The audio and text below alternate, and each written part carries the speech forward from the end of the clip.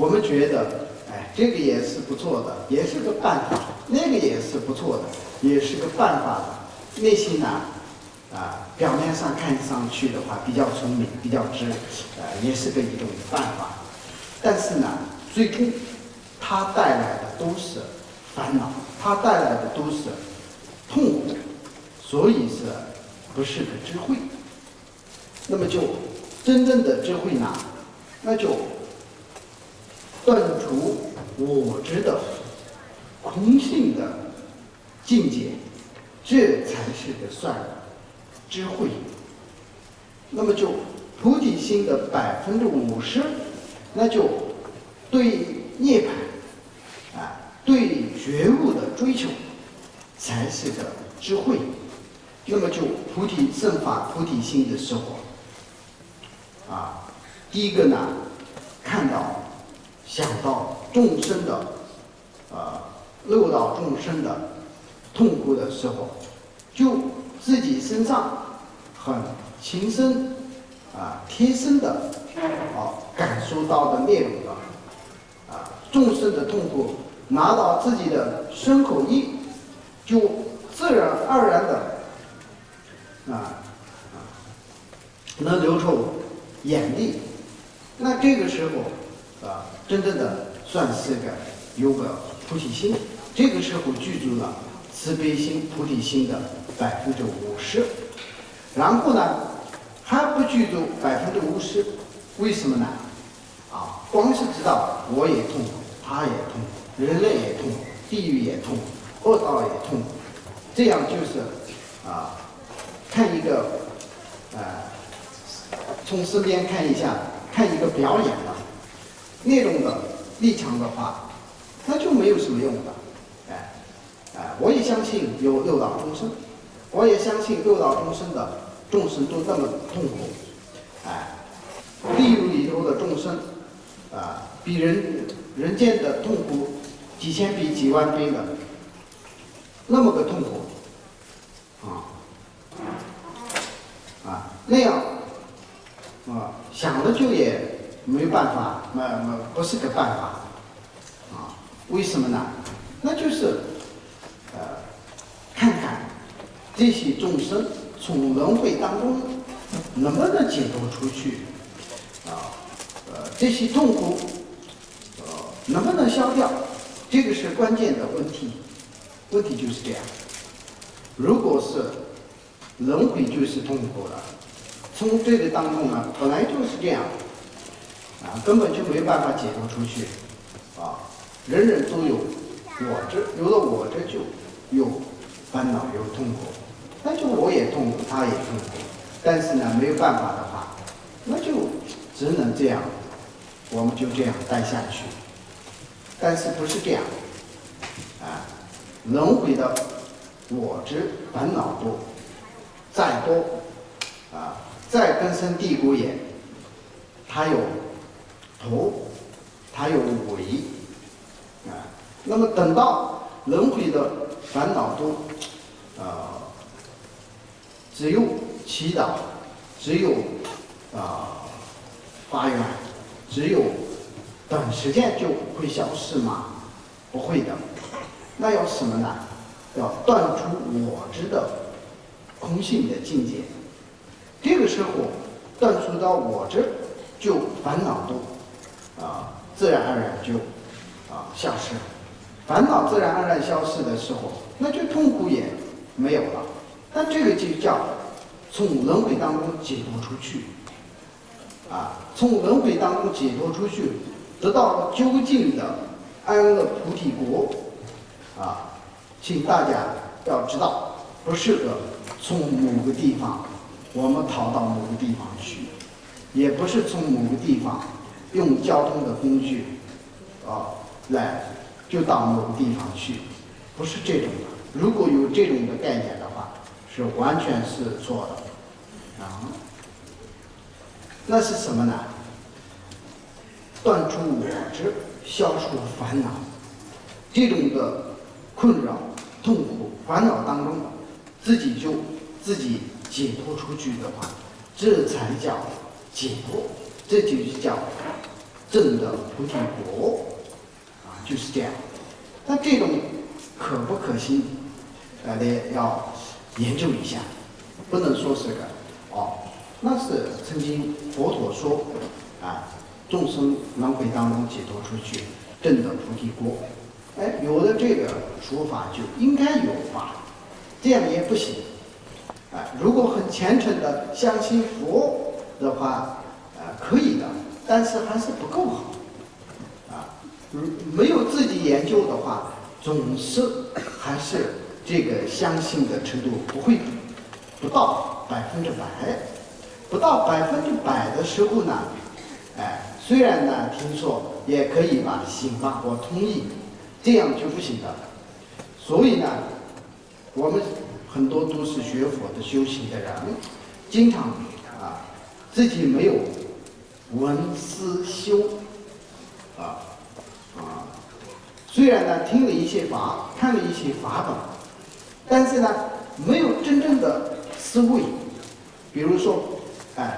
听到过地狱的痛苦那如果问你相不相信的话，也是个很虔诚的人佛教我相信，因为是佛说的相信是相信，但是呢从来没有过地狱的痛苦拿到自己的身上去修没有拿到自己的内心当中去闭着眼睛的观想几分钟都不到，从来没有这样修行过那就变成一个什么呢？虽然听了很多法，参加了很多灌顶，又参加过很多法会，见过很多仁波切这样，但是呢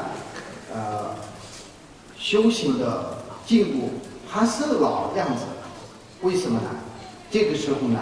只有闻没有思，思就是思维要深刻的，一就是一，二就是二的，深深刻刻的要有思维的话，那才有感触的。这个时候才能自己的自相续、身苦意才能改变的。不然的话，把佛法的内容就放在这个书本上，那么跟这个内容跟自己的身苦意从来没有结合过，从来没有接触过，接触的只是个眼睛，接触的只是个耳朵，那也没有用的。所以呢，就是很多学佛的修法的人都是没有进步的，就停在一个状态上面为什么呢？因为都是做的是重复的事情。重复的事情是什么呢？那就是每次都听听看看书就到了这个时候就没有进一步的去。那要进一步的去呢，怎么去呢？不是我来想一个办法的，早在很早前，这个也是个不是个随便的人说的。因为修过法，所以也可以说专家专业的人那么闻思修有3个过程，对不对？听说过，大家都听说过的。那么必须要闻思修，如果光是闻了就行的话，那思修都不需要是这样。所以呢，把真正的众生的这个痛苦也好我刚才讲的是那就还得要自己要研究一下，这个消除烦恼是有没有可能有烦恼我们都知道嘛，有没有烦恼是不用什么争论大家都亲身经历有烦恼事我们都不用谁来谁要指出，自己都知道，这个是都承认的。那有这个烦恼我这个身上的我这个毛病怎么来改有没有可能改改得了吗？第一个要想一下这样这个烦恼虽然是根深蒂固的，但是呢，任何事情都是能改的，只要产生出来的东西都是为什么不能消失呢？那烦恼为什么不能消失呢？也可以改的，可以消失的。所以呢，烦恼也是能够消失的。好，那就消失的，要烦恼消失的话，用什么办法来好？我去读名牌的大学，读什么专业的，有没有办法消除烦恼？也网上查一查，查一查美国有没有消失烦恼的方法，日本有没有消失烦恼的专业的什么办法？看一看，这么就调查一下的话，那就所有的文化当中，所有的这个宗教当中，任何办法当中，吃药也没有办法消失烦恼，做手术也没有办法消失烦恼。这些当中呢，只有是佛法是最好的办法。有人这样的时候呢，真正的皈依了法，这个时候才算真正的皈依了法。不然的话，佛也了不起，法也听说很了不起的，很珍贵的，很殊胜的，那就皈依法吧，皈依法，皈依僧。这么个脖子以上的这个话呢，皈依不了的。真正的认可佛法的殊胜性，佛法的重要性、加持力，认出来了以后呢，那就我这个佛法，那就文化跟文化当中的，这是它的特点优点。这样认出来了以后，那用佛法来消灭烦恼是最正确的。曾经也没有出现过第二个佛法以外的消除烦恼的办法。为什么这么敢说呢？有很多宗教这些宗教当中呢，做一个精神的寄托，祈祷、祈愿、善行、传播爱心，这种都是差不多一样的。但是呢，就像我们供花也好，供灯也好，磕头也好，礼拜也好，这些都是很多宗教当中都是一样的仪轨，没有什么特别的。那特别是什么呢？空性的智慧，断除我执，只有佛法里头有，才有替代。这个是非常非常重要的。我为什么这么敢说呢？虽然呢，我没有研究过全世界的宗教，这个要说清楚，不是当作是好像是我这样敢说呢，那我是不是全世界的宗教，任何语言上的宗教都我好像有看过研究过？不是的。但是呢，当今的时代呢，通讯很发达，那么东方的文化，东方的民族习俗，当然内外西方的内外都没有什么不知道的情况。这种情况的下，很多宗教学者研究宗教的，有些呢是不一定是修法的，就光只是个研究一下。那么这些的专家学者都说，能够提到空性的境界，断除我执的这种的概念，这种的说法，只有佛法，其他的宗教里头没有。这个呢，我们要知道。所以呢，那就佛法里头的这个用什么来消除烦恼呢？用空性的境界，证悟到空性的境界来断除我执，消除烦恼，那么从轮回当中解脱出去的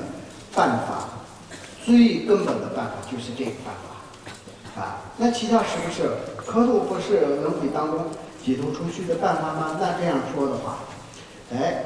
点灯不是吗？好像听你说的话，只有空性的境界才是从轮回当中解脱出去的法，其他的都不是这样吗？如果这样问的话，其他的法也是法，其他的法都是减少烦恼的方法。比如说最简单的道理，在西藏的信徒学佛的那些不懂什么很深奥的内容的修行者你们也看到转经筒一个棍子上面转，那转的这个盒子里头有什么呢？有经书真正来讲的话，这不是什么好办法不是什么高明的办法把经书装在一个圆圆的盒子里头，然后呢就一个棍子上面转因为什么呢？他们呢没有水平把这个经书的内容拿到心里去如此修所以呢，但是呢有很虔诚的心当做这个经书是比自己的生命还重要相信这个经书里头有消除烦恼的方法，这样呢那就看不懂的情况下怎么办呢？就拿个棍子来钉在这个棍子上面转，那这个是有用吗？非常非常有用的。这种的加持力，这种的力量，也许比精通武明的什么都懂的人博士导看着比这个还有加持力的。因为什么呢？他有很虔诚的心，那么他就这转经的时候，自然而然的降下烦恼的至少也转这个时候就不会吵架，不会打架一边转经筒一边骂人是不可能的对吧？所以呢这种的等等，这种都是形式上的，但是呢这些都是不是断除我执的法，这些都是降下烦恼的法，这些也是殊胜的法这些都是殊胜的法所以呢方便的法门，那么众生的根器不一样，众生的层次不一样，所以呢方便的法门很多，那么就哪个是最殊胜呢？度化众生的时候最有力量的它是个最殊胜的法门那样。所以呢像今天的话，那就这边应该要抓紧时间那个这个法本呢是83页到这个128页之间，是佛子仙潘他以他编辑出来的入菩萨阶的仪轨什么时间写的呢？大概是150多年前写的。为了什么写的呢？左倾西日星武明佛学院的僧人们念诵早课而写的。念诵这个呢大概需要半个小时到1个小时吧，半个小时也能完成。那么我们为什么这次举办这个法会呢？因为走亲寺的法当中是菩提心的这个法是非常非常重要的其中一个。那么如果走亲寺的传承的法要总结一下的话，应该是3个法当中可以总结的。第一个外修别解脱戒别解脱戒的话，那就有居士戒、出家戒、比丘戒、比丘尼戒这个方面呢非常非常注重的。那么就如果说是修走亲传承的弟子也好，出家人的话，那就不管是哪个，你是个出家人还是你是个比丘还是你是个在家居士最起码也要接受一个三皈依戒这个呢开始就是变成一个佛教徒的开始那么就也不要求在家的要受出家戒但是呢你说了这个戒呢必须要严格要求的要遵守。那么呢像走亲寺里头呢，那就寺院的规定也是佛祖的规定，也不是走亲寺的规定。像出家人还俗的话，那就一夜都不能待要自己要这个僧众跟前要换衣服要该走的走，但是呢你也不能也可以不放弃你的信佛，你的修法你这样的身份呢可以信佛，可以信佛，可以修行这样。但是呢出家是出家，在家是在家，出家的僧人是僧人，僧人是僧衣法衣在家人在家的衣服分得清清楚楚的，没有混在一起，这个是一个特点。为什么呢？佛子仙坛太一就是整理这本书的那位高僧，也是走亲寺的，有很多很多高僧当中是历代的一个非常了不起的一位高僧。那么就他是一个藏传佛教的戒师当中呢非常非常有伟大的一位。那么就那个时候他把宁玛巴的也可以这么说别解脱戒出家的戒度整端了一次。那么就这个是第一个别解脱戒是走亲的法门，外修别解脱戒这个。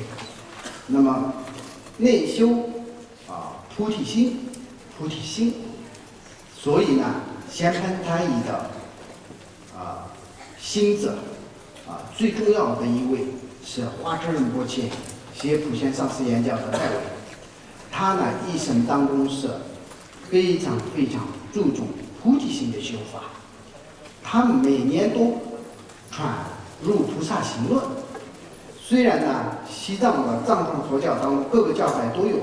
入菩萨行论的传承，但是呢一个高僧的一生当中传100多次的这个入菩萨行论的，这么多次编的只有八智仁波切。那么在西藏的所有的高僧当中呢，他称为是祭天菩萨、观音菩萨，有这种的称号。因为什么呢？他呢注重菩提心和这个菩萨的修所以呢曾经那就700多年前藏传佛教的历史上来看的话，噶当巴的格西玛非常非常注重菩萨心这个传承是从哪里来的呢？阿底峡尊者从那兰陀寺的传承。那么那兰陀寺也注重2个法门，一个法门是菩提心的法门，另一个法门是我刚才讲的智慧的般若的法门。这2个是那兰陀寺的法门，最殊胜的法门。那么就走亲寺的法门，外修别解脱戒，内修菩提心是非常非常注重。那么从花智仁波切之后呢，整个藏区的小小的这个喇嘛都会背诵一些入菩萨行论的几句造句那么就佛子仙盘太一呢就把这个入那个菩萨行论的整理出来的这个课损本呢，当作国民佛学院的课损本非常有那个道理的很有意义的，所以呢就当做课手团这样。那么之后呢，比如说当今呢伟大的尊者达赖喇嘛的入菩萨行论的传承，菩提心的传承是走进大圆满寺的传承，他的上师呢是科诺喇嘛丹增坚赞，从他跟前得了菩提心的传承。那么科诺喇嘛丹增坚赞这位呢是拉达的人，拉达是喜马拉雅山的那边的人他是接近不丹的那边的人，不属于是中国的人。但是呢，他小的时候到康区去求法，那个时候到过竹清寺，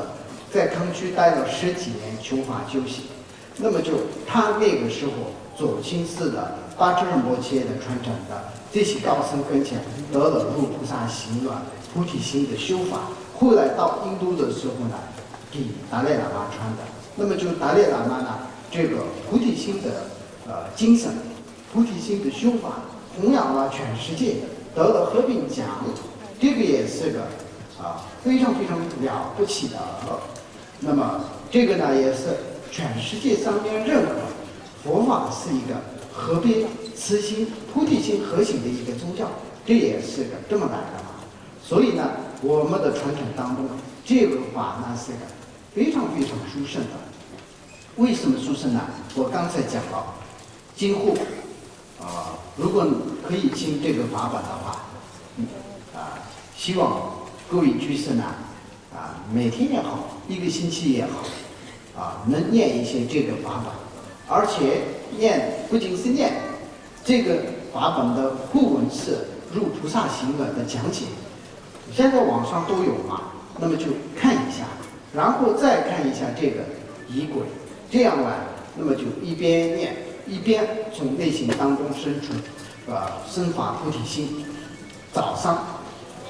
如果能的话，行的话，有时间的话，这样能做的话，那一整天都会改变的不用说一整天，说不定一生都会改变的，一生都改变的，整个自己的生命都改变了有时候我想，我常常这样说的对不对？你们来看我形容是什么呢？在植物当中，那就是像台湾的植物我常常不是这样说，今天是这样说台湾的水果好吃好看，为什么呢？因为是气候好，有水分，对不对？那是个新疆新疆的沙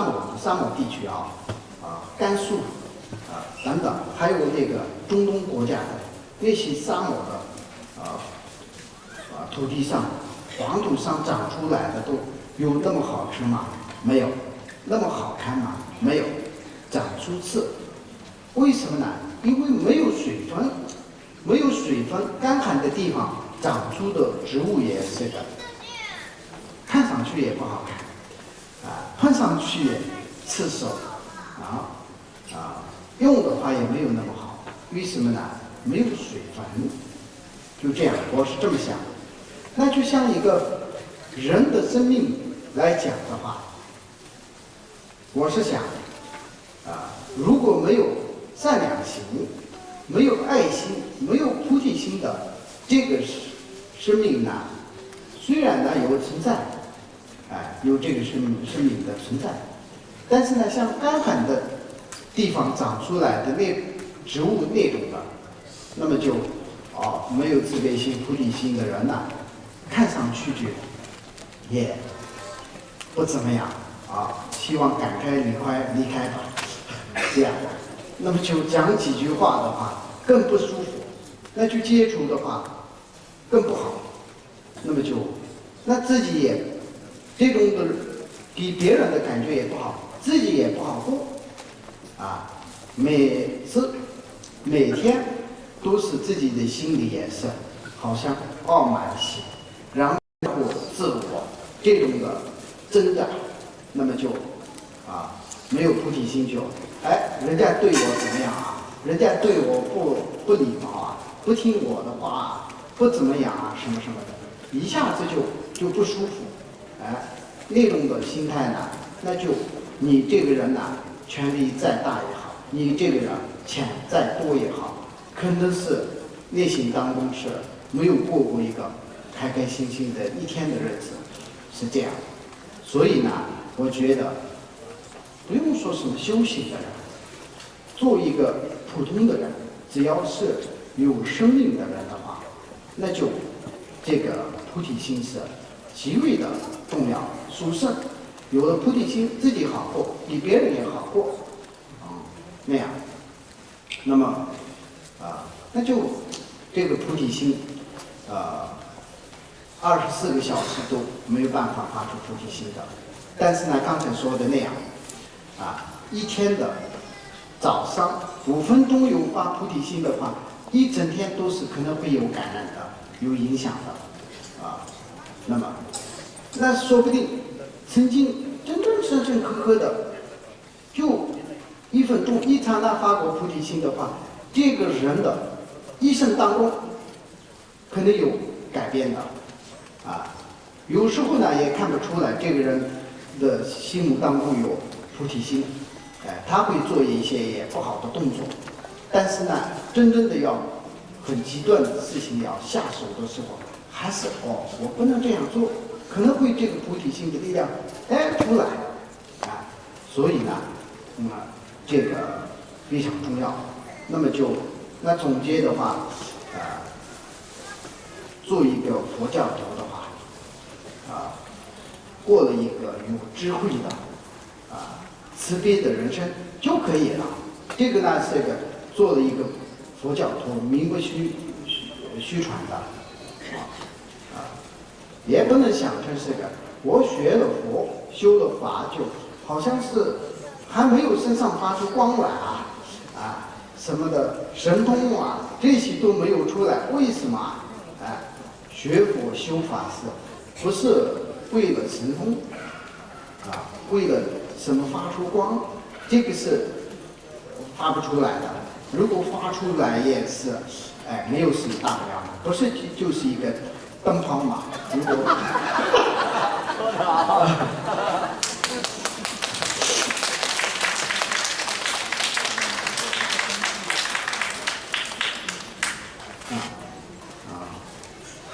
所以呢，有个智慧一个那个菩提心的，过了一个这么个人生的话，没有钱没有权的话也是过了这个人生的这个生命有意义的所以呢，就请大家几乎呢希望念诵每天都念的话也最好我觉得像应该有2种的修行的人一个呢就信佛，没有什么办法，也没有时间专修那样的人呢，那就念诵这个仪轨。那这当中也有皈依、发心、供佛、供饭长等等，也有造佛、求佛作为一个佛教徒的话就可以了。这里都圆满了，七支供什么都有圆满。那就如果说是个真正的修行的人来讲的话，那各个传承都有各个传承。像比如说大圆满的前行那么龙千薪水的这个客所文像这种的话应该是谁来念呢？专门的修行的人至少闭关的人或者什么其他的工作也不用什么那种的人真正的就有实践的人来讲的话，那就修大圆满的前行真修求解脱的人的话，应该是念诵大圆满的前行客诵的。那不是那样子的人，我是个很虔诚的佛教徒对三宝有很有信心，每天都想烧香拜佛，这种的人来讲的话，念诵这个课本是